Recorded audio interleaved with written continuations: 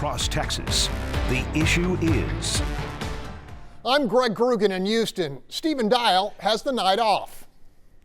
And I'm Rudy Koski in Austin, and this is Texas, the issue is. The stage is set for the Texas Democratic primary for U.S. Senate, and it's Dallas Congresswoman Jasmine Crockett versus State Representative James Talarico. Our Fox Texas Trio colleague Stephen Dial spoke to Crockett not long after her big announcement. We appreciate all the support, and frankly, we appreciate the hate as well, because hate is my motivation, as the song says. But no, in all seriousness, I don't want us to be distracted.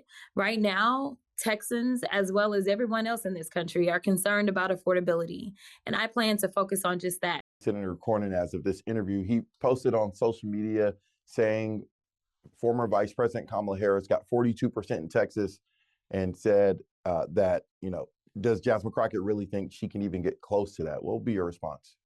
Yeah, so I don't know if he was trying to be racist. I'm not really sure what that was about, because obviously the former vice president was running for president of the United States. And like I know, as well as the senator knows, we know that the investments historically have not been made in Texas during presidentials. We know that those battleground states is where the vast majority of the money goes and the organization goes. As it relates to this election is not about any other state. This election is about the state of Texas. And we plan to organize and outwork the embattled senator. Democrats have not won statewide in decades here. Clearly, some have gotten close, but if you don't win, you don't win. Yeah. So what do you have to do differently to try to convince people to vote for you? So first of all, think about how large our state is. It's 30 million people. So the question is, how do you actually get to those people and communicate to them? Now, historically, most people say, oh, you've got to go and sit at a desk and raise money and do TV. But the thing that we're walking in with is a high name ID. And as you said, for better or for worse, people know me and they know my brand and they know that I'm a fighter, and I'm a fighter for the people, even if there are specific things that they don't agree with. So at the end of the day, what we've got to do is we've got to take advantage of the fact that I already am known. But what can we do with that? We can take the fact that I have traveled this entire country on behalf of other candidates, pushing and trying to make sure that people can have a better life. Do you think in the midterms, Democrats will have to bring a message more of kitchen table items versus talking about some of the other issues?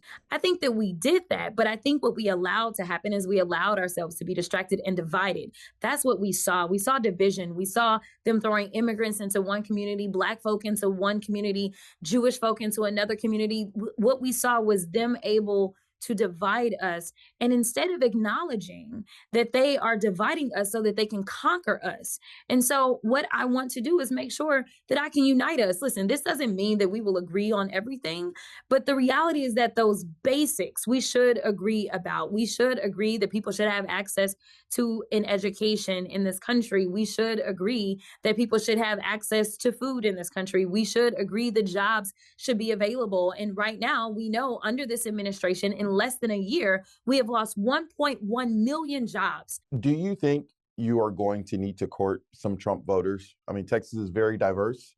Or do you think you can just get turnout from those Democrats who may just be sitting on the fence and not turning out to vote? The reality is that a lot of these people, they will tell you, I did not vote for this, okay?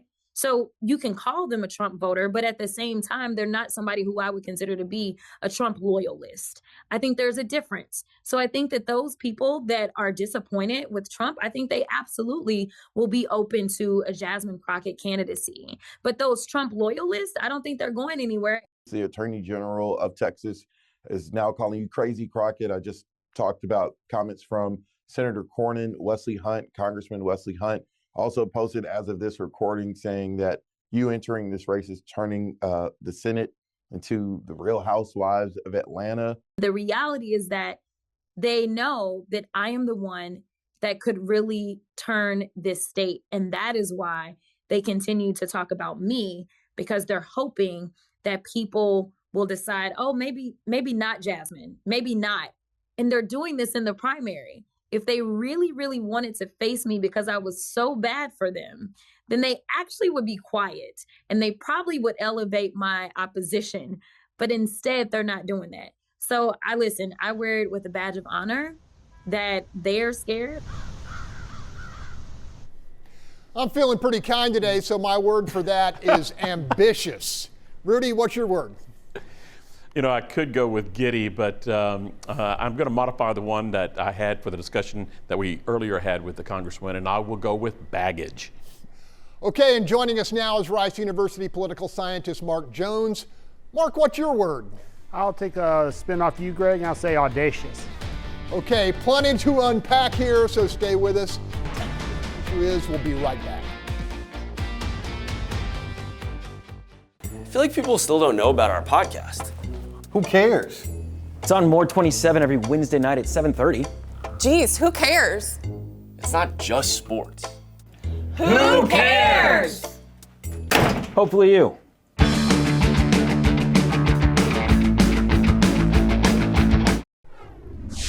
The dust is settled and the Democratic primary matchup is set. Mark Jones, you and the colleagues you work with at Texas Southern University have some hot off the press polling to report, and I'm guessing Crockett is already the Democratic frontrunner.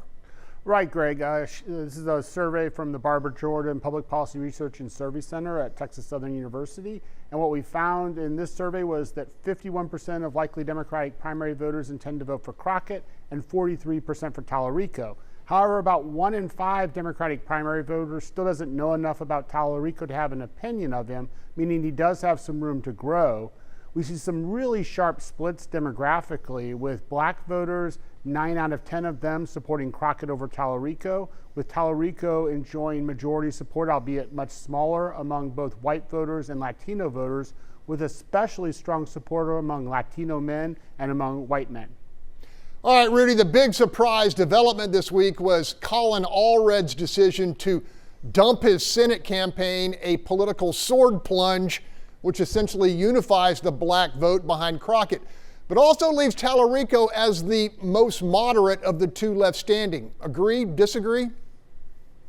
Well, you know, I'm not sure who's going to be tossing a lot of the political mud first during this primary season, because that mud certainly will be used against, you know, both of them by Republicans. That doesn't mean, though, that the mud isn't already being thrown within the party ranks. And I've seen liberal analysts already describe Crockett's announcement, her video, as cringeworthy, and pro-Palestine Hamas advocates are already upset with her vote to send supplies to Israel and her vote to condemn the chant from the river to the sea, Palestine will be free, which is a call to destroy Israel.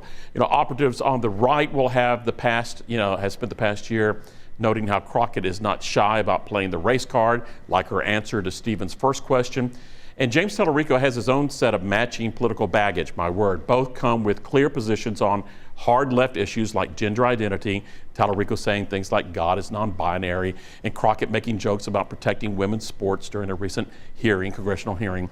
Plus, both have spoken against basic things like voter ID and condemned immigration enforcement activities. They've are upset about that. So these issues are non-starters with conservatives as well as with moderate independents, despite what Crockett says, which is why I think that when it comes at the end of the day, they're both too polarizing and will lose any chance with the GOP contenders. Greg?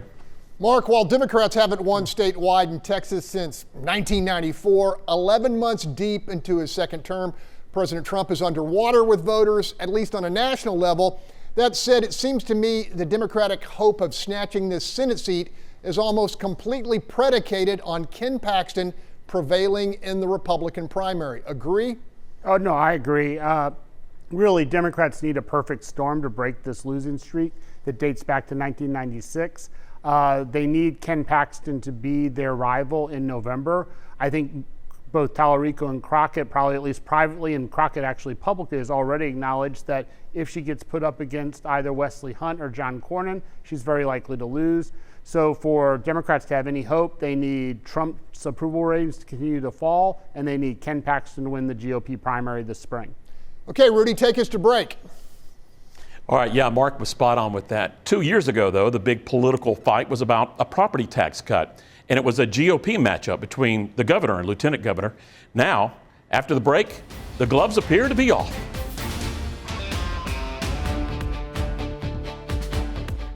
A sports legend with plenty to say. The college football coaching world just gets nuttier. Just Wondering with Norm Hitchkins. We're the first sports broadcaster ever to stream on the internet. Mark, I didn't get my check for 25% of ownership. Thursday at 7:30 on More 27.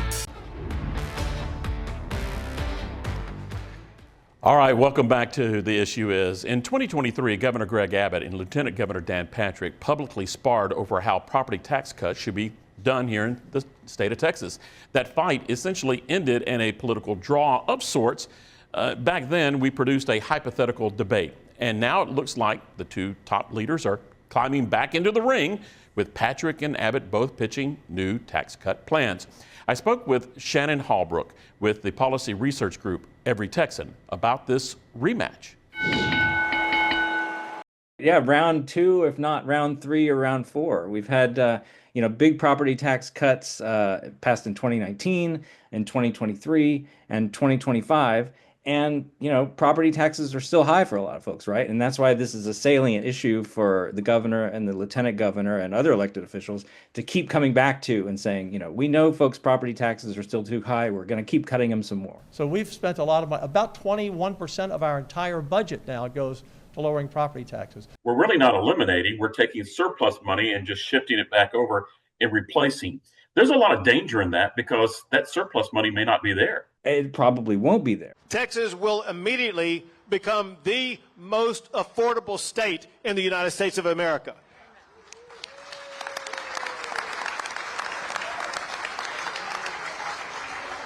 That in turn is going to lead to more people coming here. That in turn will lead to the revenue that will help us make sure we're able to keep those property taxes low for generations to come. There's a lot of economic uncertainty on the horizon, what with the sort of what might be a slowing economy, a bunch of layoffs, this year. Tariffs are going to have kind of unpredictable effects. I think we don't really know what to expect from that. The federal cuts that were implemented by the reconciliation bill this summer, those cuts will trickle down onto state budgets and local government budgets, and they're going to have to deal with some of those cuts too. So, all that stuff combined, I think, creates a lot of uncertainty around this, and it makes me worried about promising to do even more of these big, expensive tax cuts for folks. It looks to me that maybe dropping the homestead exemption from 65 to 55 may have the best legs. We called it Operation Double Nickel. So what I really worry about is, who we're providing the tax cuts to. I never want to minimize the fact that a lot of folks in Texas are hurting because of property taxes. We have the 7th highest property taxes in the country. And the question is do we get the most bang for our buck if we're helping out folks who are 55 to 65? Or should we be targeting tax cuts in other ways? I say the time has come to altogether put an end to any homestead taxation by your school district. Take that number to 0. It looks like the hardest sell is going to be on the consumption tax idea, that we replace property taxes with just consumption tax, because the analysis say that tax has got to go up. Absolutely, yeah. And the lieutenant governor made that point again in his press conference. Again, I don't think the people in Texas are going to want to spend 25 cents on everything they buy. Really, you're talking about maybe $80 billion or so in the budget, possibly. And to make up for that, you'd have to have a 20-something% sales tax. At a time when affordability is a real concern for everybody, right? Raising the sales tax to that, I think, is impossible. Last time we had this political boxing match between the governor and lieutenant governor, he's got a little nasty, a little tense there. Do you think things will eventually ramp up again, or do they learn to basically just throw their punches? That's a good question. I'm not throwing any cold water. I'm just telling you what it cost. There's no reason to raise our sales tax. We got the money to reduce their property taxes right now. There's going to be this sort of kind of infighting. They're kind of staking out their territory. But remember, we have a year until the next legislative session starts. I think a lot is going to happen in terms of the economy within the next year. That's really going to influence how this debate plays out once the session starts in 2027. So I think everybody's ambition is going to be tempered just a little bit. So that might mean that it's a little bit easier of a conversation to have. And this is so cost effective. From 65 to 55 will cost our budget about $1.3 billion. That is very doable. All right, let's get ready to rumble. Greg, Houston Senator Paul Bettencourt clearly is in Patrick's corner. What are you hearing from him? Well, Uncle Paul, as we have come to call him here, not surprisingly, loves this idea, calculating it will trim a full $1,000 a year off the tax bills of 6 million Texas homeowners. The key component here is the freeze, as in, if this becomes law, a homeowner's tax rate will freeze and never go up again a full decade earlier than it does now. Senator Bettencourt is also a big fan of kicking the school tax homestead exemption up and even further to $180,000 and nearly $250,000 for those who reach the so-called double nickel. What we know for sure is that none of this will satisfy the property tax abolition gang, which seems to think we can eliminate just $80 billion worth of government revenue and just be fine. Now, to put that in perspective, that's more than half of the state's current general revenue. Spending, so good luck with that. Increasing the sales tax to 20 cents or a quarter to make up the revenue would be like dropping a neutron bomb on Texas retailers, not to mention disproportionately hammering the poor and the middle class. Rudy, back to you. Yeah, the governor says, but it's only going to be a small increase with just certain people. You know, the governor was in Fort Worth, Tyler, and most recently in the Rio Grande Valley, unveiling his tax plan. Abbott promising to treat this issue like his push for school choice, threatening to campaign against any Republican who's not in his corner. Mark, with this contentious midterm election coming up, Abbott's plan is what? Dangerous, calculated, both? What do you think? Well, I think it's calculated, and also this discussion, there isn't going to be an elimination of property taxes. As Greg mentioned, that would require raising the sales tax to a rate that would be prohibitive, that somewhere between 20 and 30%, depending on how consumers reacted, and that simply isn't going to happen.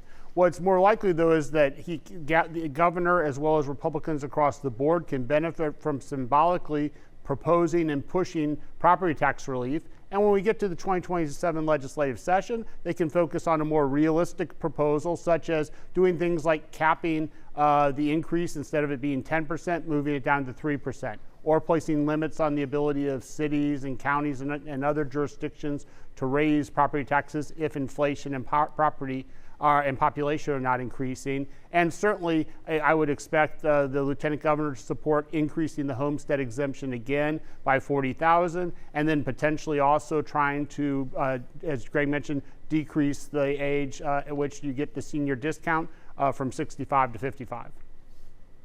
Yeah, and the session is still a year away. That's a lot of time to do some bobbing and weaving and jabbing. So Greg, what do you think? We're going to get a draw on this, or we're going to get a knockout? I think definitely the sales tax pitch, eliminating that, is a knockout, right? Well, Rudy, my wag or wild-ass guess lands with those who've had success in the past.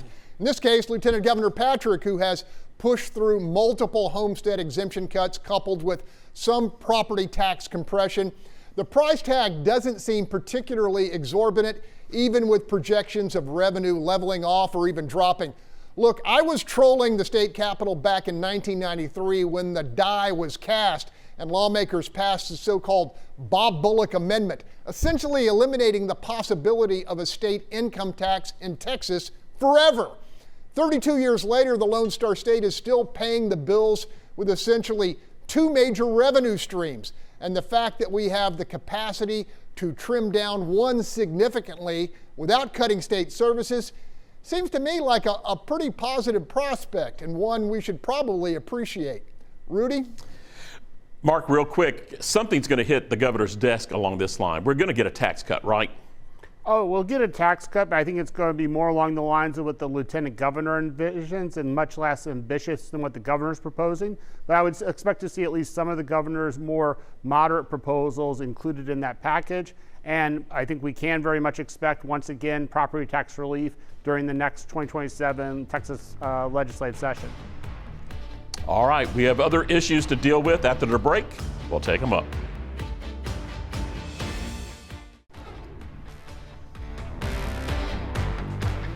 Welcome back. This is the segment where we tie up all our loose ends for the week by airing issues, some great, sometimes small, that kind of stick in our craw.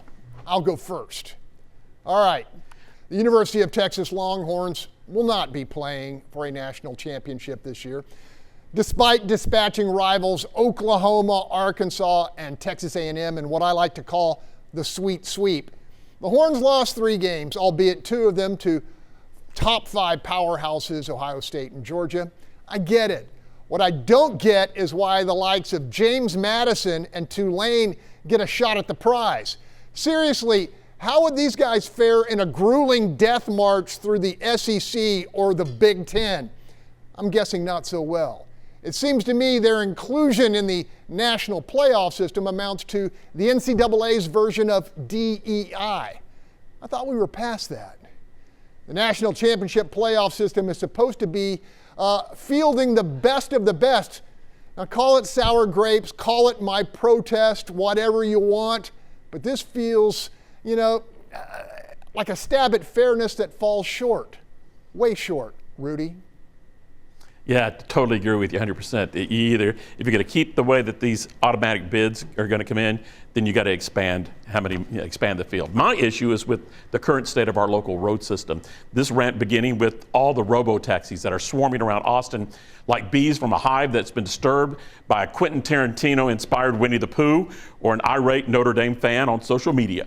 We now have 5 different driverless car services here in Austin, some hauling people, some just rolling around empty in order to test their AI programming. All are simply adding to a very congested, ugly transportation infrastructure system we have here in Austin. So, we're just stuck in gridlock and we're bringing in the robo cars and all that. Didn't we see the problem with Skynet? Didn't we see this movie before? Okay, we'll end it with that. You can see this in our other interviews on our YouTube pages. And keep the conversation going on social media. Always plenty to talk about in Texas politics, and we'll be back next week. But until then, don't forget to let us know what you think the issue is.